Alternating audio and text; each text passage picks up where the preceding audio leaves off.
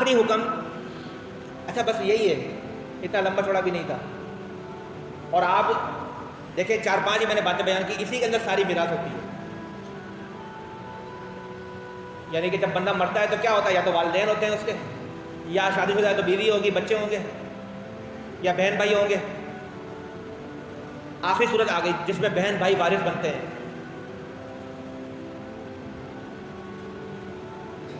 کلالہ کہتے ہیں اس شخص کو، اس مرنے والے کو جس کے والدین بھی حیات نہ ہو اور جس کی اولاد بیوی کوئی بھی حیات نہ ہو، اس شخص کو کلالہ کہتے ہیں.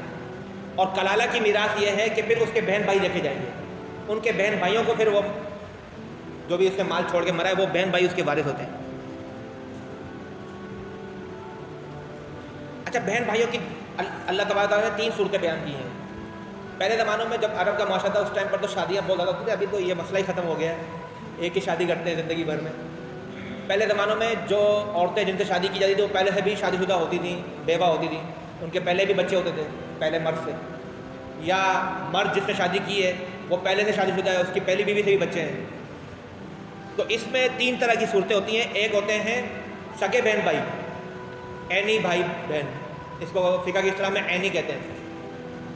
جو سگے بہن بھائی ہوتے ہیں جن کے ماں باپ دونوں ایک ہی ہوں. اور ایک ہوتے ہیں اللاتی بہن بھائی، جو باپ شریک بہن بھائی ہوتے ہیں، جن کا باپ ایک ہوتا ہے، مائیں مختلف ہوتی ہیں لیکن باپ ایک ہوتا ہے. اور تیسرے ہوتے ہیں اخیافی بہن بھائی. اخیافی بہن بھائی وہ جن کی ماں ایک ہو، مطلب ایک عورت نے پہلے کسی مرد سے شادی کی تھی، اس سے اولاد ہوئی، وہ فوت ہو گیا، پھر اس عورت نے بعد میں دوسری شادی کر لی، پھر مزید اولاد ہوئی.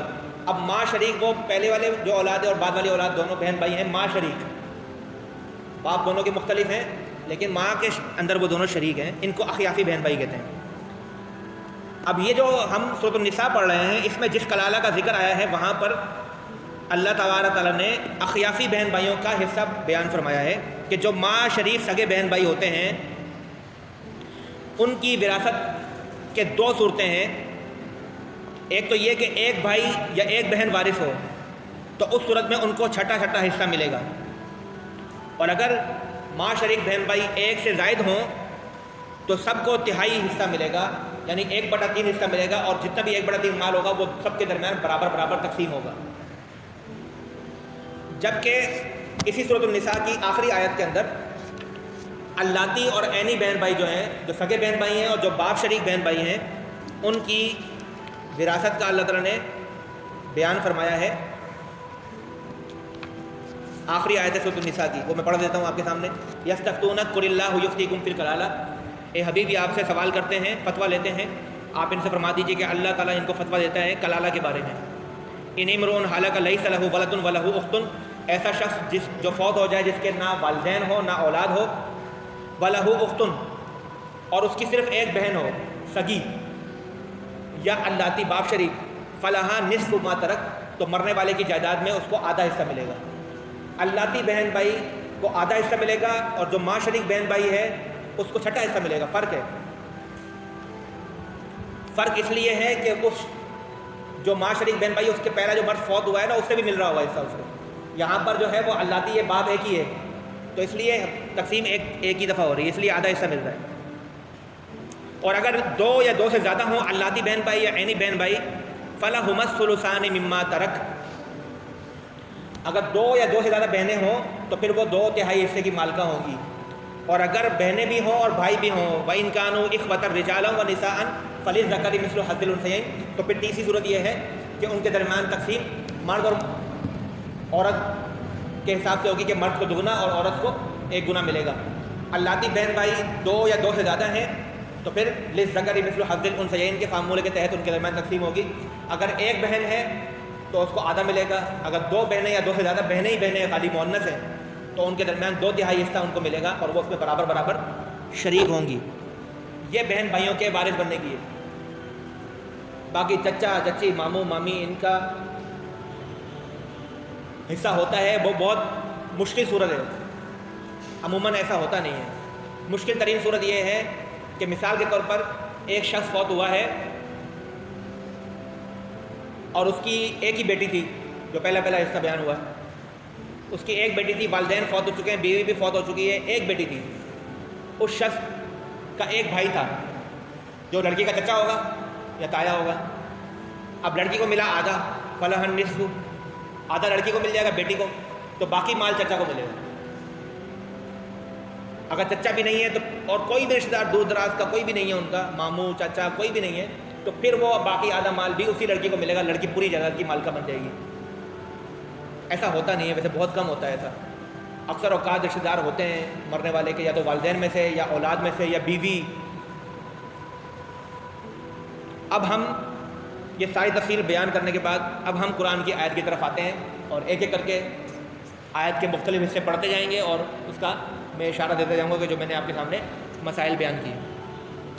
یوصیکم اللہ فی اولادکم، اللہ پاک فرماتا ہے اللہ تمہیں تمہاری اولاد کے بارے میں حکم دیتا ہے. یوصیکم اللہ، اللہ تعالیٰ تمہیں حکم دیتا ہے فی اولادکم، تمہاری اولاد کے بارے میں، یعنی پہلے اللہ تعالیٰ نے اولاد کے حصے بیان فرمائے. للذکر مثل حظ الانثیین، کہ مرد اولاد جو ہے بیٹے کا حصہ دو بیٹیوں کے برابر ہے. للذکر، مرد کے لیے، مثل حظ الانثیین، دو لڑکیوں کے برابر کا حصہ ہے. یہ قاعدہ ہے. جہاں پر وارثین لڑکا لڑکی مکس ہوں وہاں پر یہی قاعدہ اپلائی ہوتا ہے کہ لڑکے کو زیادہ لڑکی کو کم. اور اس کی وجہ کیا ہے وہ میں بتا چکا ہوں، ضرورت، کہ مرد کی ضروریات زیادہ ہیں عورت کے مقابلے میں. عورت کے اخراجات شادی سے پہلے والد اٹھاتا ہے، بھائی اٹھاتے ہیں، شادی کے بعد اس کا خاوند، اس کا بیٹا اٹھاتا ہے.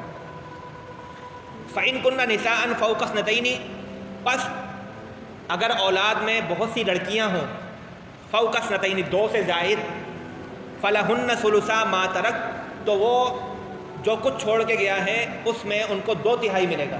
ان کا حصہ کتنا ہے؟ ثلثان، 2/3. وَإِن كَانَتْ وَاحِدَةً، اور اگر وہ مرنے والا صرف ایک ہی بیٹی چھوڑ کر گیا ہے، سنگل بیٹا نہیں ہے، فَلَهَا النِّصْفُ، تو اس کو آدھی جائیداد ملے گی بیٹی کو. یہ 3 صورتیں جو اولاد کے وارث بننے کی میں نے بیان کی. پھر آگے اللہ فرماتا ہے والدین کا، وَلِأَبَوَيْهِ لِكُلِّ وَاحِدٍ مِّنْهُمَا السُّدُسُ مِمَّا تَرَكَ إِن كَانَ لَهُ وَلَدٌ. إن كَانَ لَهُ وَلَد کو پہلے پڑھ لیں کہ اگر مرنے والے کی اولاد ہو اور اس کے والدین بھی ہوں تو ہر ایک کو ان دونوں میں سے السدس، چھٹا حصہ ملے گا. وَلِأَبَوَيْهِ، اور والدین میں سے ہر ایک کے لیے، لِكُلِّ وَاحِدٍ، ہر ایک کے لیے، مِنْهُمَا، ان دونوں میں سے، السدس، چھٹا حصہ ہوگا، مِمَّا تَرَكَ، جو مرنے والا چھوڑ کر گیا، إِن كَانَ لَهُ وَلَد، اگر مرنے والے کی اولاد ہے تو والدین کو کتنا ملے گا؟ چھٹا حصہ ملے گا. وہی 6 لاکھ میں سے 1 لاکھ ملے گا. فَإِن لَمْ يَكُنْ لَهُ وَلَد، اگر مرنے والے کی کوئی اولاد نہ ہو، وَوَرِثَهُ أَبَوَاهُ، اور اس کے وارث صرف اور صرف اس کی اولاد، اس کے والدین ہی ہوں، فَلِأُمِّهِ الثُّلُثُ، تو اس صورت میں ماں کو تیسرا حصہ ملے گا، 1/3، اور باقی 2 کس کو ملیں گے؟ باپ کو. یہ اللہ نے بیان نہیں کیا لیکن یہ انڈرسٹینڈ، یعنی کہ انڈرسٹوڈ سی بات ہے کہ باقی 2/3 کس کو ملے گا؟ باپ کو. فَإِن كَانَ لَهُ إِخْوَةٌ، لیکن اگر مرنے والے کی اولاد تو نہیں تھی لیکن بہن بھائی تھے، فَلِأُمِّهِ السُّدُسُ، تو اس صورت میں ماں کو چھٹا ملے گا اور باقی 5 حصے باپ کو ملیں گے. اور بھائی بہن محروم رہیں گے. وہ اس لیے محروم رہیں گے کہ ان کے پاس ابھی بھی چانس ہے، جب باپ فوت ہوگا تو پھر اس کی جائیداد میں سے ان کو مل جائے گا.